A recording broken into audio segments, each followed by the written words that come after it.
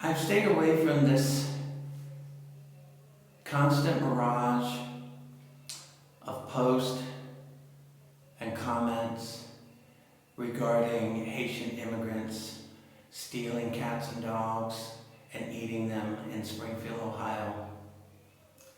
And one of the biggest reasons I've stayed away from it is something I've always told everyone. I don't get into repeating stuff that I know to be bullshit.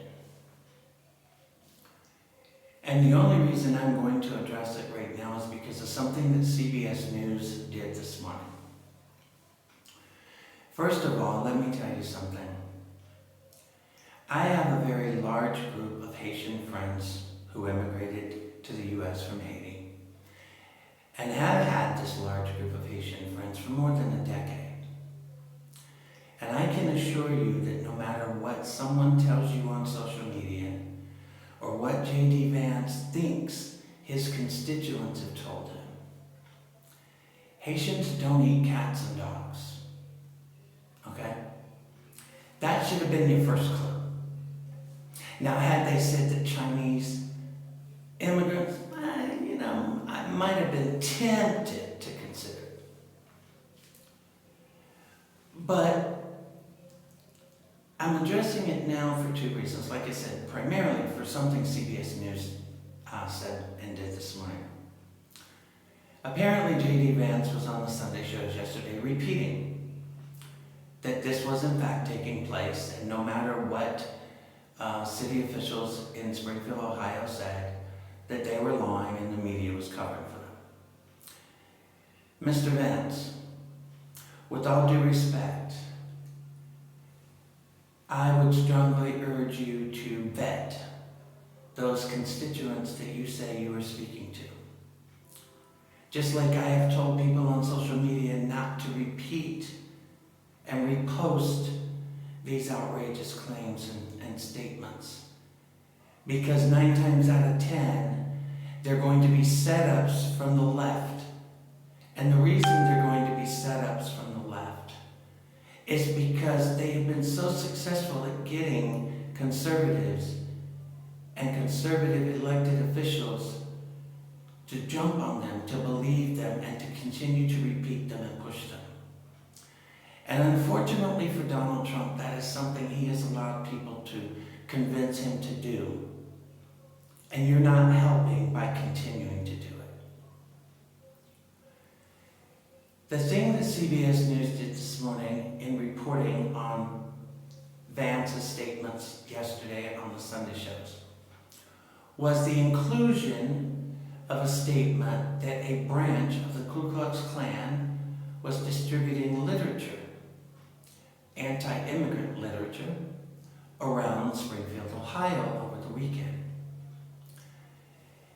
I call attention to this because this is what the media does, especially in this election cycle, especially with Trump running against Kamala Harris. Because David Plouffe runs a race-based campaign. He always has. If you have any doubt of that, just review the 2008 campaign with Barack Obama. Any mention of anything that could be construed as racist, the media and the Obama campaign did just that.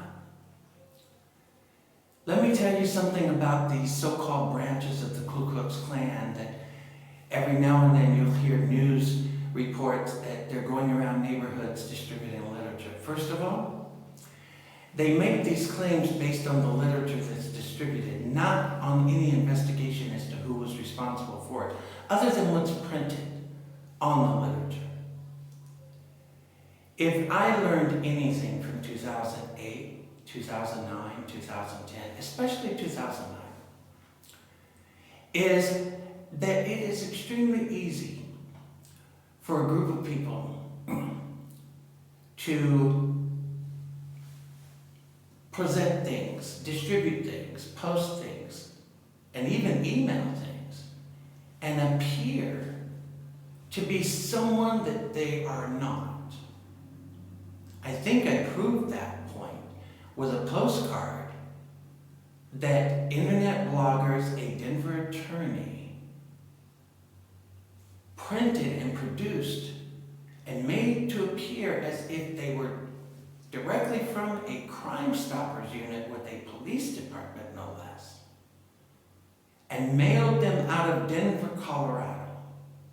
The first dead giveaway, because anything mailed from Pueblo, Colorado, depending on what post office you actually tag it to, is going to have a Colorado Springs postmark, if not a Pueblo one. But what's worse with what took place in 2009 was that it was at the bequest and the assistance of a sitting assistant district attorney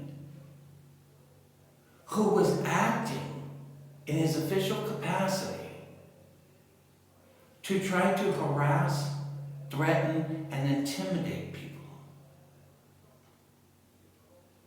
And despite it being proven that this took place and these are the people responsible, everybody just turned their head and looked the other way.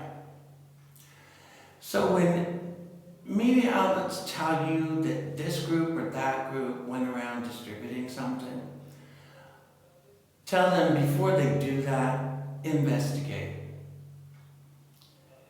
An incident similar to that took place in Florida a few years ago, and that they were distributed in little plastic bags. Not sure how many of you understand, but plastic, you transfer fingerprints. See, the problem is nobody investigates to see who's behind. And this is why I tell conservatives on social media, don't repost, retweet, and believe everything that you get across your feed. Because there's so many people out there that are trying to set conservatives up. And I understand that a lot of you tell me you understand, you know better, you know this.